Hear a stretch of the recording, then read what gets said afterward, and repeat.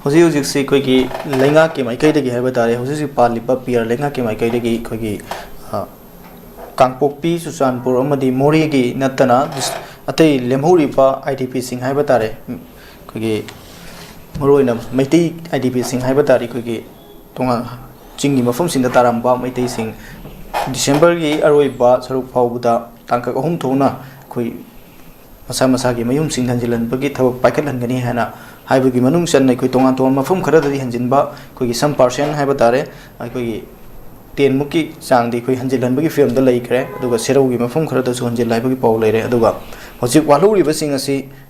December faud hanjil lo haidona leptana changsilak pa khongjang do ngasi sor muk changsil leba tare haiba IDP sing sina changsil leba khongjang aduga lenga na thamki ba thajaba si miyam na pia lenga sidagi koi khara mang badawna aduga IDP sing gi thengnari ba wa pa miyam siga na masa masa gi mayum danjilan piu haiba fam sida kamai yengbe lenga na paikali ba thabak aduga IDP sing changsil lu khoni tuna IDP sing mayum da hanjalan ba si miyam tawdaba adraba lenga ki zuma thawmani koi miyam na sumadu pa magalai ko ado IDP sing si khoina heta salaga noi na phamdu da heta leiro ha je ta yaroi ID certain keno khara magi environment nama conducive over environment nama maphamdu da khoi leibe yana na bagi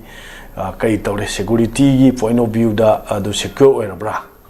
number 2 magi livelihood to security oirabra mai hingna ba thabak sujar me hana leirame aduda mafam duda chalaga inau no na thabak ama suba hogodoi ne ba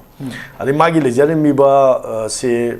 phau makta hairo kai no ama amta leira maroi doni hojik chan thangna amta leiroi doini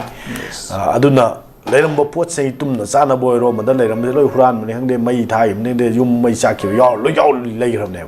adugi infrastructure do madu hana develop tau dong ne ba adugi develop tong ba thada rei ba senpham du lak tara pire na khalasi adu lak amaga ni ga piraga yum sa ba hawro hairaga ta chalo habi yaroi government na keno ma phajana time frame amada koi 31st December hamda kisita chalan gani lotion gani na haiba commitment legi adubu madugi commitment du thabak mon othokna bagi phase 9 na kai kai thabak tawrage haibadi chap chana complete oiba yare ko simadi changba yare ko haibagi thak tu thamde maduni khoi yam sori se ana government na madu yam section na tawrakana da moi lebam dum phajana sebiro mathang da mogi matam kharagi chana na ba khon ba hanagi thabak suraga leijarmi du aduda mayum da hanjan griba taraga su masagi mokhoi da pirami ba allowance khara pirambado lupa marfu mari khak hana na chaba thakpa loina cheng chak putho torom madagi lupa marfu mari khak per month per day da per person per happy ne na tawraga pi bhoi du maina pi bara kaino matam khara support change at least yam drawda sahi ma ai support honinge almana support roga de dimana mayum da leraga su adugi chuba no ma tawraga mai season amani da ma sen tan mangam na ba honrak pai thawrang ma tawbada bani ado main oina security gi reason se masi phajana mkhoi ji secure mam changi nan torbung da changui ba kangudu 15 da changre December 15 changaga 16 da